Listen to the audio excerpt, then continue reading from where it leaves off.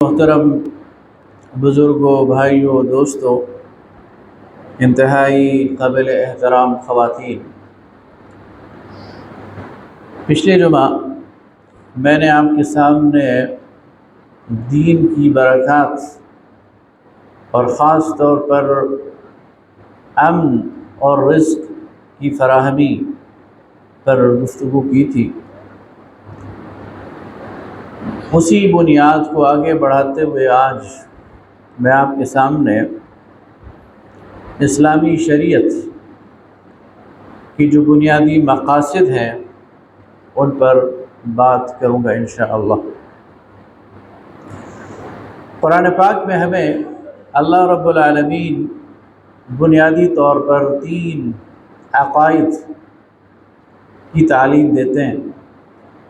ہر نبی نے اپنے اپنے دور میں، اور نبی کریم صلی اللہ علیہ وسلم نے اس امت کو توحید کی دعوت دی کہ اس کائنات کا خالق اور مالک اللہ رب العالمین ہے، وہ تنہا ہے، لا شریک ہے، اس کی ذات میں، صفات میں کوئی شریک نہیں، اس کے اختیارات میں کوئی شریک نہیں۔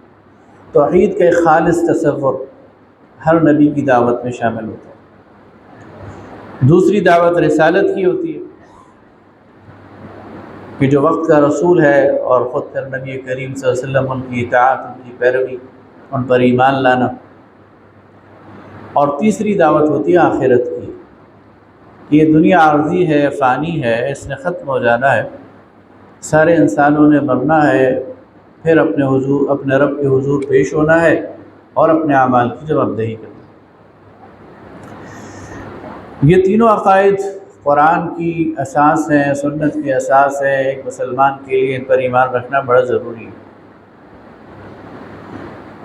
ہے، لیکن بعض اوقات انسان مغالطے میں پڑ جاتا ہے۔ ان میں سے ایک مغالطہ اس دنیا کے حوالے سے کہ ایک مسلمان کی نگاہ میں اس دنیا کی کیا اہمیت ہے، اس دنیاوی زندگی کی کوئی اہمیت ہے بھی یا نہیں۔ آگے بڑھنے سے پہلے میں ایک مثال سے اپنی بات کو سمجھاتا ہوں، اس کو آپ لطیفہ سمجھ لیں، اس کو آپ مثال سمجھ لیں۔ آپ نے نام سنا ہوگا ایک ملک سنگاپور۔ سنگاپور ایک چھوٹا سا ملک ہے، پاکستان کے شاید لاہور شہر سے بھی چھوٹا ملک ہو، جزیرہ ہے، لیکن ڈیولپڈ ملک ہے، ترقی یافتہ ملک ہے، اور وہاں کی سہولیات اور وہاں کی ترقی وہ مغربی ممالک سے آگے ہے، کم نہیں ہے۔ وہاں کی یونیورسٹی کے ایک پروفیسر سے کسی پاکستانی نے پوچھا کہ یہ جو سنگاپور ہمیں چمکتا دمکتا نظر آتا ہے، صفائی کا اعلیٰ انتظام ہے، ادارے بہت اچھے ہیں، لوگوں کو فیسلٹی دی جاتی ہے، کیا کبھی پاکستان بھی ایسا بن سکتا ہے؟ تو اس پروفیسر نے کہا نہیں بن سکتا۔ تو اس پاکستانی نے حیرت سے پوچھا وجہ بتاؤ، ریزن کیا ہے؟ تو اس نے ایک بڑی دلچسپ بات کہی۔ اس نے کہا اصل میں جو مسلمان ہے، تم مسلمان ہو، اور مسلمان اس دنیا کو عارضی سمجھتا ہے، فانی سمجھتا ہے، اس لیے اس پہ توجہ نہیں دیتا، اور ہم اسی دنیا کو سب کچھ سمجھتے ہیں، اس لیے اس پہ توجہ دیتے ہیں، اسے ڈیولپ کرتے ہیں۔ تو تم کبھی وہ کام نہیں کر سکتے جو ہم کرتے ہیں۔ یہ ایک مغالطہ ہے اصل میں۔ یہ بات صحیح ہے کہ یہ دنیا عارضی ہے، یہ بات صحیح ہے کہ اس دنیا میں انسان آیا آزمائش کے لیے ہے، لیکن اس دنیا کا ایک ایک لمحہ قیمتی ہے۔ اس دنیا میں اللہ تعالیٰ ہمیں جو کچھ دیتا ہے امانت کے طور پہ دیتا ہے، اور اس لیے نہیں دیتا کہ اسے ضائع کیا جائے، بلکہ اسے برتا جائے، اسے استعمال کیا جائے۔ اور مسلمان جب دنیا میں غالب تھے تو مسلمانوں نے اس دنیا کو ترقی دی، سائنس میں بھی دی، ٹیکنالوجی میں بھی دی، امن و امان میں بھی دی، سہولیات میں بھی دی، اور اس وقت کی متمدن دنیا تو مسلمان ملک ہوا کرتے تھے۔ لہذا مسلمان اس دنیا کو غیر اہم نہیں سمجھتا، فانی سمجھتا ہے لیکن غیر اہم نہیں سمجھتا، اور اسے ضائع نہیں کرتا بلکہ اس کو اچھی طرح استعمال کر کے اس کی زندگی کو پرلطف بناتا ہے۔ یہ بھی ایک مغالطہ ہے کہ دنیا کی زندگی میں لطف حاصل نہیں کرنا چاہیے، دنیا کی زندگی میں فیسلٹی حاصل نہیں کرنی چاہیے، ایسا نہیں۔ اس دنیا میں جو نعمت اللہ تعالیٰ دے اسے اچھی طرح استعمال کرنا چاہیے، اور اس کا اظہار آپ کی زندگی میں، آپ کی بود و باش میں وہ نظر آنا چاہیے۔ یہ جو لفظ شریعت ہے، اس پر اگر ذرا غور کریں تو ہمیں بات سمجھ آ جائے گی۔ شریعہ کا جو لغوی معنی ہے، یہ اس راستے کو کہتے ہیں جس کا اینڈ پوائنٹ پانی ہو، پانی تک جانے والے راستے کو شریعہ کہتے ہیں عربی لغت میں۔ اور التشریع یہ گھاٹ کو کہتے ہیں۔ گھاٹ کیا ہوتا ہے؟ جہاں پانی پینا آسان ہو، ایسی جگہ جہاں انسان بھی پانی آسانی سے حاصل کر سکے، جانور بھی آ کر بغیر کسی، یعنی گھاٹ کی تعریف یہ کنویں میں اور گھاٹ میں فرق ہے۔ کنویں سے پانی نکالنا پڑتا ہے اور جانور پانی نکال نہیں سکتا، اس لیے کنواں انسانوں کے لیے تو کارآمد ہے، جانوروں کے لیے کارآمد نہیں ہے، وہ پانی نہیں پی سکتا۔ گھاٹ اس جگہ کو کہتے ہیں جہاں جانور خود گردن جھکا کر پانی پی لے، اسے پانی ڈول میں نکالنا نہ پڑے، آسانی سے پانی دستیاب ہو، اس کو التشریع کہتے ہیں۔ تو اس سے پانی کس چیز کی علامت ہے؟ پانی زندگی کی علامت ہے۔ تو وہ شریعت، اس میں زندگی ہے۔ اللہ تعالیٰ نے شریعت دی اس لیے ہے کہ اس زندگی کو اچھے طریقے سے گزارا جائے۔ شاہ ولی اللہ محدث دہلوی کا ایک ماسٹر پیس ہے حجت اللہ البالغہ، بہت زبردست کتاب ہے، اردو میں اس کی تراجم بھی موجود ہیں۔ وہ اسی چیز کو ذرا ایکسپلین کرتے ہیں کہ اللہ تعالیٰ نے جو شریعت دی ہے یہ کیا یہ محض تکلیف ہے؟ محض اللہ نے کچھ کام کرنے کا حکم دے دیا اور اس کے پیچھے کوئی فائدہ نہیں، کوئی مقصد نہیں؟ پھر وہ مثال دیتے ہیں کہ اس آقا کے بارے میں تمہارا کیا خیال ہے جو اپنے ملازم کو دھوپ میں کھڑا کر دے؟ آپ پوچھیں گے نا بھائی کیوں کھڑا کیا ہے، وجہ کیا ہے؟ یا کسی ملازم کو کہے یہ پتھر اٹھا کر ادھر سے ادھر رکھ دو، تو آپ کہیں گے نا کہ بھائی اس کی پیچھے حکمت کیا ہے، مصلحت کیا ہے؟ تو جب آپ ایک انسان سے یہ توقع نہیں کر سکتے کہ وہ کسی سے کوئی کام بغیر مقصد کے کروائے گا، تو اللہ تعالیٰ ہم پر جو شریعت اس نے نافذ کر دی بغیر مقصد کے، یہ ممکن نہیں۔ لہذا اس شریعت کے پیچھے مصالح ہیں، اس شریعت کے پیچھے مقاصد ہیں، اس شریعت پر عمل کرنے کے فوائد ہیں، جو خود اللہ قرآن میں بیان کرتا ہے، جو اللہ کے رسول صلی اللہ علیہ وسلم سنت میں اور حدیث میں بیان کرتے ہیں۔ اور اگر آپ احکامات پر غور کریں تو یہ چیزیں سامنے آ جاتی ہیں۔ امام غزالی رحمہ اللہ وہ پہلی شخصیت ہیں جنہوں نے اس پر پھر غور و فکر کیا اور 5 مقاصد ڈھونڈے، دریافت کیے، اور فرمایا کہ شریعت کے اصل میں 5 مقاصد ہیں۔ شریعت کا کوئی بھی حکم ہو تو اس کے پیچھے کوئی نہ کوئی مقصد ہوتا ہے، اور یہ مقاصد 5 ہیں۔ پہلا مقصد انہوں نے کہا دین کا تحفظ، دوسرا جان کا تحفظ، تیسرا مال کا تحفظ، چوتھا عقل کا تحفظ، اور 5واں نسل کا تحفظ۔ آج جو موجودہ اسپین ہے، اس وقت اس میں ایک بہت بڑے عالم اور فلسفر گزرے ہیں، ابو اسحاق شاطبی، انہوں نے اس کو مزید ایکسپلین کیا۔ امام ابن تیمیہ جو بہت بڑے مجدد اور شیخ الاسلام گزرے ہیں، انہوں نے اس پر مزید ریسرچ کی اور اس کو ری آرگنائز کیا۔ تو اب ہم ذرا ان مقاصد پر غور کرتے ہیں، اور جو وہ ترتیب میں آپ کے سامنے رکھ رہا ہوں جو امام ابن تیمیہ نے سر نو اس کی مقرر کی. اور اسلامی ریاست جب بھی قائم ہوگی، پہلے بھی جب قائم ہوئی تھی تب بھی، اور آئندہ بھی جب قائم ہوگی، تو ان مقاصد کو سامنے رکھے گی. سب سے پہلی چیز ہے وہ جان کا تحفظ ہے. شریعت ایک انسان کو، مسلمان کو نہیں، ایک انسان کو جان کا تحفظ فراہم کرتی ہے. قرآن پاک میں آپ دیکھ لیں، جگہ جگہ اللہ تعالیٰ فرماتا ہے کہ جو انسانی قتل ہے یہ سب سے بڑا جرم ہے. من قتل نفسا بغیر نفس او فساد فی الارض کانما قتل الناس جميعا. جس نے کسی ایک انسان کو بغیر کسی حق کے قتل کیا، اس نے گویا سارے کے سارے انسانوں کو قتل کر دیا. ومن احیاها فکانما احیا الناس جميعا. اور جس نے کسی ایک انسان کی زندگی بچائی، اس نے گویا ساری کی ساری انسانیت کی زندگی بچا لی. یہ ہے انسانی جان، جس کے لیے شریعت ہمیں احکامات دیتی، جو قصاص ہے کہ اگر کوئی کسی کو قتل کر دے اس کے بدلے میں اسے قتل کرو. یہ احکامات جہاں اللہ بیان فرماتا ہے وہ فرماتا ہے وَلَكُمْ فِي الْقِصَاصِ حَيَاةٌ يَا أُولِي الْأَلْبَابِ. قصاص میں تمہارے لیے زندگی ہے.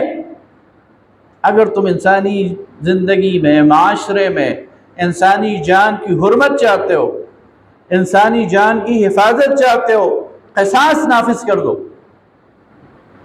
تاکہ انسانوں کو پتہ چلے کہ انسان کی جان لینا آسان نہیں ہے. جو کسی کی جان لے گا اس کے بدلے میں اس کی جان لی جائے گی، اور اس کے نتیجے میں لوگوں کے ہاتھ رک جائیں گے کسی کا خون بہانے کے لیے. اس لیے نبی کریم صلی اللہ علیہ وسلم نے حرم کعبہ کو خطاب کرتے ہوئے فرمایا، اے حرم تو محترم جگہ ہے، تیری عزت، تیری آبرو، تیرا احترام سب سے بڑھ کر ہے، لیکن ایک مسلمان کی جان تجھ سے زیادہ اہم ہے. لہذا شریعت انسانی جان کا تحفظ یقینی بناتی ہے. مسلمانوں کے معاشرے میں فساد نہیں ہوتا، ظلم نہیں ہوتا، قتل نہیں ہوتا، مسلمانوں کے معاشرے میں امن قائم ہوتا ہے، اور یہ شریعت کا تقاضا ہے. شریعت کے جو احکامات ہیں ان میں سے دوسرا مقصد وہ مال کا تحفظ ہے. آپ دیکھیے اللہ تعالیٰ نے مالی معاملات میں کتنا ہمیں واضح احکامات دیے. یہاں تک کہ یتیم کے سرپرست کو کہا، یتیم کے جو ولی ہے، جس کے پاس یتیم کا مال ہے، امانت ہے، اس کے بارے میں کہا کہ وہ مال خود یتیم کے حوالے بھی اس وقت تک نہ کرو جو اس کا جائز حقدار ہے. یعنی ایک بچہ یتیم ہے اور اس کے ولی کے پاس اس کا مال ہے تو وہ یتیم اس کا جائز حقدار ہے. شریعت نے کہا اس یتیم کے مال کو اس کے حوالے بھی اس وقت تک نہ کرو جب تک کہ وہ اس قابل نہ ہو جائے کہ اس مال کو ہینڈل کر سکے. فرمایا لا تؤتوا السفهاء اموالکم التي جعل اللہ لکم قیاما. اگر اس کی عقل میں کوئی مسئلہ ہے، ابھی وہ چھوٹا ہے، ابھی اس کی سمجھ بوجھ میں کوئی مسئلہ ہے، یہ مال تم اس کے حوالے کر دو گے وہ ضائع کر دے گا. اور اللہ نے مال ضائع کرنے کے لیے نہیں دیا. سود کو حرام قرار دیا، لاٹری کو حرام قرار دیا، جوئے کو حرام قرار دیا، چوری کو حرام قرار دیا. یہ ساری کیا چیزیں؟ مال کا تحفظ اور مال کو پروڈکٹیو استعمال. حضرت عمر رضی اللہ تعالیٰ عنہ، ان کے دور میں مال کی کثرت ہو گئی، ہر طرف سے مال غنیمت آنے لگ گیا، لوگوں کو وظائف ملنے شروع ہو گئے. جب لوگوں کو وظائف ملنے شروع ہو گئے اور وہ ٹھیک ٹھاک وظائف تھے تو پھر انہیں کوئی کام کرنے کی کیا ضرورت تھی؟ اب ایک شخص کو وظیفہ مل رہا ہے، پینشن مل رہی ہے، تو اسے کوئی کام کرنے کی ضرورت نہیں، وہ تو گھر بیٹھے گا. حضرت عمر رضی اللہ تعالیٰ عنہ کو یہ چیز ناگوار گزری، اور آپ نے فرمایا کہ یہ جو تمہیں سالانہ وظیفہ ملتا ہے اسے انویسٹ کرو، اس کے ذریعے کاروبار کرو، تجارت کرو، اس کے ذریعے مال مویشی خریدو، اس کو اور بڑھاؤ چڑھاؤ. گھر بیٹھ کر نکموں کی طرح اس مال کو کھانے سے تم میں سستی اور کائلی بھی پیدا ہوگی اور یہ مال بھی ضائع ہوگا۔ اس لیے شریعت مال کے حوالے سے بالکل واضح احکامات دیتی ہے، اور جہاں مال تلف ہوتا ہے، مال ضائع ہوتا ہے، تو اسے ضائع ہونے سے روکتی ہے، اس کے لیے واضح احکامات دیتی ہے۔ چوری کے حوالے سے، ڈاکے کے حوالے سے، انسانوں کے حوالے سے شریعت نے مال کو تحفظ عطا کیا ہے۔ تو شریعت کے جتنے احکامات ہیں ان میں دوسرا مقصد وہ مال کا تحفظ ہے۔ شریعت کے جو تیسرا مقصد ہے وہ ہے عقل کا تحفظ، انسانی عقل۔ انسانیت کو جو شرف حاصل ہے وہ عقل کی بنیاد پر ہے۔ انسان اور جانور میں اگر کوئی وجہ امتیاز ہے تو وہ عقل ہے۔ جانور میں عقل اللہ نے نہیں دی، انسان کو اللہ نے عقل دی ہے۔ یہ عقل امانت ہے، اور ہر وہ چیز جو اس عقل کو ضائع کرنے والی ہے اس پر شریعت نے پابندی لگا دی ہے۔ نشہ کیوں حرام ہے؟ شراب کیوں حرام ہے؟ ہر وہ مسکرات میں سے ہر وہ چیز جو عقل کو معوف کر دے اس کو حرام قرار دیا گیا ہے، اس لیے کہ وہ عقل جو انسان کی وجہ شرف ہے، جس کی وجہ سے انسان فیصلے کرتا ہے، جس کی وجہ سے انسان دور تک دیکھنے کی صلاحیت رکھتا ہے، جس کی وجہ سے انسان اپنے اچھے اور برے میں امتیاز کر سکتا ہے، جس کی وجہ سے انسان اللہ کے احکامات کو پہچانتا ہے، اس پر عمل کرتا ہے، اس عقل کا تحفظ بھی شریعت کے مقاصد میں سے۔ چوتھا شریعت کا مقصد وہ نسل کا تحفظ ہے۔ یہ دیکھیے جو زنا کی پابندی ہے کیوں ہے؟ نسل ختم ہو جاتی ہے۔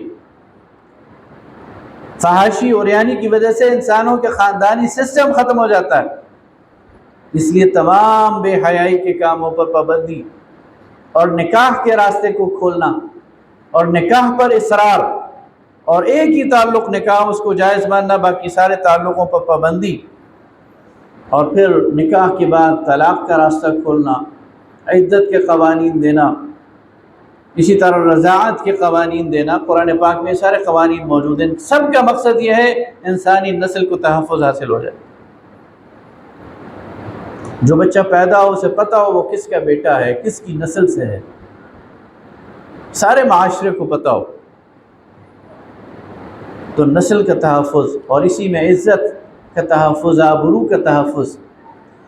یہ جو قذف کے قوانین ہیں، کوئی کسی پہ جھوٹا الزام نہ لگائے، کوئی کسی پہ بہتان نہ باندھے، یہ جو غیبت کی ممانعت ہے، کوئی کسی کے خلاف اس کی غیر موجودگی میں زبان درازی نہ کرے، یہ ساری چیزیں انسان کی عزت، آبرو، نسل، اس کی حفاظت کے لیے۔ اس لیے اللہ تعالیٰ جب کہتا ہے نا غیبت نہ کرو، تو اللہ کو ہماری غیبت سے کوئی نقصان نہیں پہنچتا، لیکن انسانی معاشرے میں فساد پیدا ہو جاتا ہے۔ اللہ جب کہتا ہے کسی پہ جھوٹا الزام نہ لگاؤ، تو اللہ تو بے نیاز ذات ہے، ہمارے اپنے مسائل پیدا ہو جاتے ہیں اس سے۔ اس لیے شریعت کا جو چوتھا مقصد ہے وہ ہے نسل کو تحفظ دیا جائے، عزت اور آبرو کو تحفظ دیا جائے، اور شریعت کا پانچواں مقصد وہ ہے دین کا تحفظ۔ ایک انسان کو دین پر عمل کرنے کی آزادی ہو، مسجد جانے کی آزادی ہو، روزہ رکھنے کی آزادی ہو، صدقات دینے کی آزادی ہو، حج کرنے کی آزادی ہو۔ اب آپ دیکھیں یہ حج ہر صاحب استطاعت پر حج اور عمرہ یہ فرض ہے، تو جو وہاں کا حاکم ہے وہ کسی مسلمان کو روک نہیں سکتا کہ وہ یہاں آئے اور حج کرے۔ اگر روکے گا اللہ کے اور اس کے رسول کی شریعت کی خلاف ورزی کرے گا۔ کوئی مسلمان حاکم کسی کو روزہ رکھنے سے نہیں روک سکتا، کسی کو نماز پڑھنے سے نہیں روک سکتا، بلکہ ایسا انتظام کرنا اسلامی حکومت پر لازمی ہے کہ وہ نماز پڑھنے والوں کو فیسیلیٹیٹ کرے، نماز پڑھنا آسان ہو۔ نماز کا وقت ہو جائے تو کاروبار زندگی باقی ختم ہو جائے اور لوگ صرف نماز کے لیے آئیں۔ تو یہ وہ 5 مقاصد ہیں جو دین کے حوالے سے فقہاء نے، علماء نے ہمارے سامنے رکھے۔ اب آپ دیکھیے کہ کتنا خوبصورت معاشرہ ہوگا جہاں انسانی جان کو تحفظ حاصل ہے، جہاں کوئی گھر سے باہر نکلے تو وہ خود بھی اپنے آپ کو محفوظ سمجھے اور اس کے گھر والے بھی محفوظ سمجھے کہ کوئی نبی کریم صلی اللہ علیہ وسلم نے فرمایا تھا نا دین کی برکات کے حوالے سے، مکی دور میں آپ نے حضرت خباب بن الارت رضی اللہ تعالیٰ عنہ کو فرمایا خباب وہ وقت آنے والا ہے جب یمن کے ایک کنارے صنعاء سے دوسرے کنارے حضر الموت تک ایک عورت رات اور دن سفر کرے گی، سونا اچھالتی بھی جائے گی، اللہ کے علاوہ اسے کسی کا خوف نہیں ہوگا، تنہا عورت پر بھی کوئی بری نگاہ ڈالنے والا نہیں ہوگا، اس کے مال پر کوئی بری نگاہ ڈالنے والا نہیں ہوگا، اس کی عزت اور آبرو پر کوئی نگاہ ڈالنے والا نہیں ہوگا۔ تو کتنا خوبصورت معاشرہ ہو جائے گا جہاں انسانی زندگی کو تحفظ مل جائے، جہاں انسان کے مال کو تحفظ مل جائے، جہاں انسان کی عقل کو تحفظ مل جائے، جہاں انسان کی نسل کو تحفظ مل جائے، اور جہاں انسان کے دین کو تحفظ ہو۔ یہ وہ ویلفیئر اسٹیٹ ہے، یہ وہ ویلفیئر کا کانسیپٹ ہے، یہ وہ فلاح کا کانسیپٹ ہے جو اسلام ہمیں دیتا ہے۔ بدقسمتی سے ہم اس تصور کو ہی بھول گئے، اس فلاح کے تصور کو، کہ اس دنیا کی زندگی کو خوبصورت بنانا ہے، اچھا بنانا ہے، رہنے کے قابل بنانا ہے، اور یہی وہ چیز ہے جسے دیکھ کر قرآن میں جو یہ آیت سورہ نصر ہے نا، اذا جاء نصر اللہ والفتح، جب اللہ کی مدد آ جائے گی، فتح حاصل ہو جائے گی، تو کیا ہوگا؟ وَرَأَيْتَ النَّاسَ يَدْخُلُونَ فِي دِينِ اللَّهِ أَفْوَاجًا، لوگ گروہ در گروہ دوڑ دوڑ کر اللہ کے دین میں داخل ہوں گے۔ کیوں نہ داخل ہوں؟ جب وہ اپنی آنکھوں سے دیکھ لیں گے کہ امن یہاں ہے، سکون یہاں ہے، دنیا میں کی ساری نعمتیں یہاں پر ہیں، ہر قسم کا فائدہ یہاں پر ہے اور آخرت بھی ہے، تو ان کا دماغ خراب ہے کہ پھر وہ یہاں نہ آئے، اور اس کے مقابلے میں ان نظاموں کے پیچھے پڑے رہیں جہاں بے سکونی ہے، جہاں فتنہ ہے، جہاں فساد ہے، پھر تو لوگ دوڑ دوڑ کر اللہ کے دین میں داخل ہوں گے، اس لیے کہ اللہ کے دین کی برکت ہے۔ اللہ تعالی ہمیں اپنے اس معاشرے کو ایسا ہی خوبصورت بنانے کی، دین کے ان مقاصد کو سمجھنے کی اور ان پر عمل کرنے کی توفیق عطا فرمائے۔ وآخر دعوانا ان الحمد للہ رب العالمین۔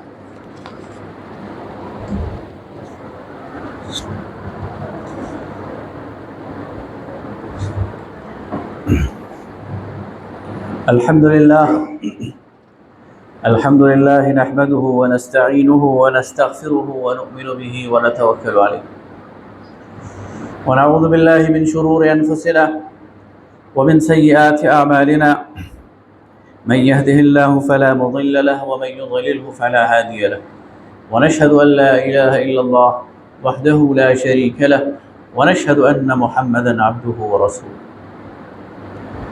اما بعد قال الله تعالى اعوذ باللہ من الشیطان الرجیم بسم اللہ الرحمن الرحیم ان اللہ وملائکتہ یصلون علی النبی یا ایہا الذین آمنوا صلوا علیہ وسلموا تسلیما اللہم صل علی سیدنا مولانا محمد وعلى آل سیدنا مولانا محمد وبارک وسلم وصلی علیہ وصلی كذلك على جميع الانبیاء والمرسلین وعلى سائر الصحابة والتابعین وعلى عباد اللہ الصالحین اللهم أيد الإسلام والمسلمين اللهم انصر الإسلام والمسلمين اللهم انصر من نصر دين محمد صلى الله عليه وسلم واجعلنا منهم وخذل من خذل دين محمد صلى الله عليه وسلم ولا تجعلنا منهم ولا معهم يا رب العالمين۔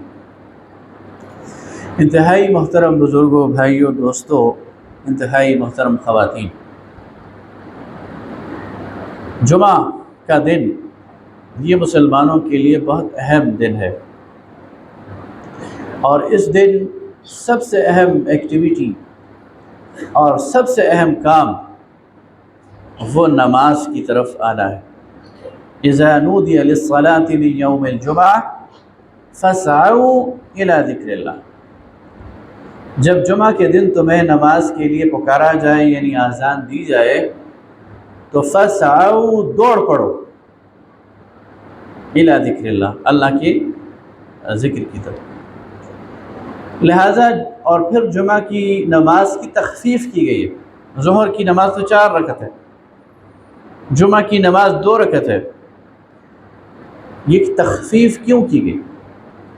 یہ تخفیف اس لیے کی گئی کہ ان 2 رکعتوں کی جگہ جمعہ کے 2 خطبے ہیں، جو اس بات کا ذریعہ ہے کہ امت کے اندر رشد اور ہدایت کا اور دین کا اور نصیحت کا یہ سلسلہ چلتا رہے۔ لہذا یاد رکھیے خطبہ یہ غیر اہم نہیں ہے۔ فقہی طور پر نماز ہو جاتی ہے بغیر خطبہ سنے، لیکن اس کی وہ روحانی لذت اور کیفیت حاصل نہیں ہوتی اگر اس خطبے کو نہ سنا جائے۔ لہذا جمعے کے دن تو ویسے تو آئیڈیل یہ ہے کہ جمعے کے دن چھٹی ہونی چاہیے اور باقی تمام کاروبار نہیں ہونے چاہیے، اور صبح سے لوگوں کو جمعہ کی تیاری کرنی چاہیے۔ جمعہ کے دن غسل واجب ہے، جمعہ کے دن سورہ کہف پڑھنے کی بہت بڑی فضیلت ہے۔ لیکن اگر ٹھیک ہے چھٹی نہ بھی ہو، تب بھی جو جمعہ کا یہ وقت ہے جب اذان ہو جائے اس سے لے کر نماز جمعہ کے اختتام تک، اس میں اس کے علاوہ ہر کوئی کام کرنا یہ ناجائز ہے۔ کوئی شخص اذان سن لے کے اچھا ابھی میں دکان بند کرتا ہوں، اچھا میں ابھی کوئی اور کام کر لوں، تو وہ سارے کام اللہ رب العالمین کہتا ہے نہیں، اذان کی آواز سن لو، اب تمہارا ایک ہی کام ہے کہ تم مسجد کی طرف دوڑو۔ لہٰذا کوشش کریں کہ جتنی اس وقت یہ حاضری ہے یہ خطبے سے پہلے ہونی چاہیے۔ 15 منٹ کا ہی فرق ہوگا، لیکن اس کی اہمیت ہے۔ کوشش کیا کریں کہ 12:45 پر آپ حضرات یہاں آ جائیں، اور ہم بھی یہ کوشش کرتے ہیں کہ آپ کی سمع خراشی نہ کیا کریں، آپ کا وقت ضائع نہ کریں، آپ کو دین کی، قرآن کی، سنت کی بات بتائیں اور پوری تحقیق کر کے بتائیں، تو انشاءاللہ یہاں سے آپ کو اچھی بات ملے گی۔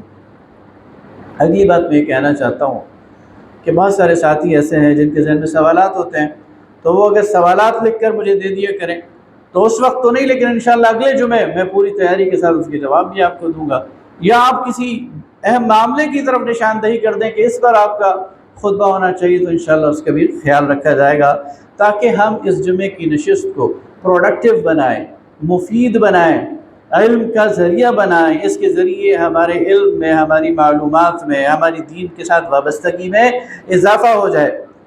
اس لیے کہ اللہ تعالیٰ نے علم کا ایک جو پیرامیٹر رکھا ہے نا، سورہ انفال کو پڑھیں، وَإِذَا تُلِيَتْ عَلَيْهِمْ آيَاتُهُ زَادَتْهُمْ إِيمَانًا، جب ان کے سامنے اللہ کی آیات تلاوت کی جاتی ہیں تو ان کے ایمان میں اضافہ ہوتا ہے۔